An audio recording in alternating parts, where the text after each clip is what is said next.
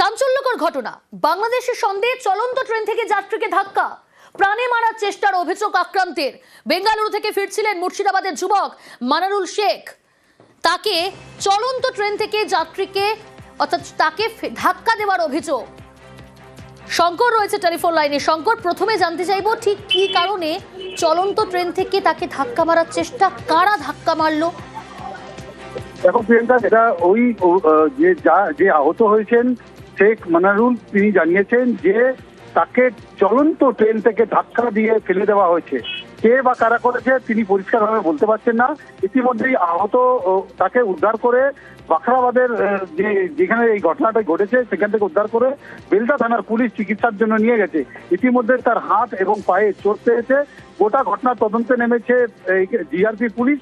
অন্যদিকে বলা যায় যে বেলদা থানার পুলিশও এই ঘটনার তদন্তে নেমেছে।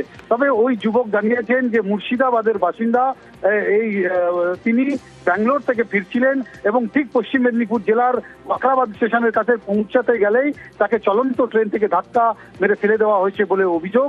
এই ঘটনাতে তিনি রীতিমতন আহত হয়েছেন। তাকে নিয়ে যাওয়া হয়েছে হাসপাতালে, যেখানে তার চিকিৎসা চলছে। তার কাছ থেকে জানার চেষ্টা করা হচ্ছে যে কোন কামরাতে হয়েছে, কারা কারা ছিল, কিভাবে কেন এই ঘটনা ঘটেছে তদন্ত জানতে চাইছে রেল পুলিশ, অন্যদিকে জেলা পুলিশ। প্রিয়াঙ্কা, বেশ, আমাকে ভেবেছে ওরা বাংলাদেশি। আমার প্যান কার্ডটা চাইলে প্যান কার্ডটা দেখালাম, প্যান কার্ডটা আমার হাতে দিল, প্যান কার্ড তোর ভুল তাই বলে আমাকে ফেলে দিল। ও বেঙ্গলার থেকে আসছিলাম কলকাতায়, হাওড়া যাচ্ছে। কারা ফেলেছে চিনতে পেরেছো? চিনতে পারেনি বলেই তো ওরকম প্রবলেম। লেগেছে কোথায়?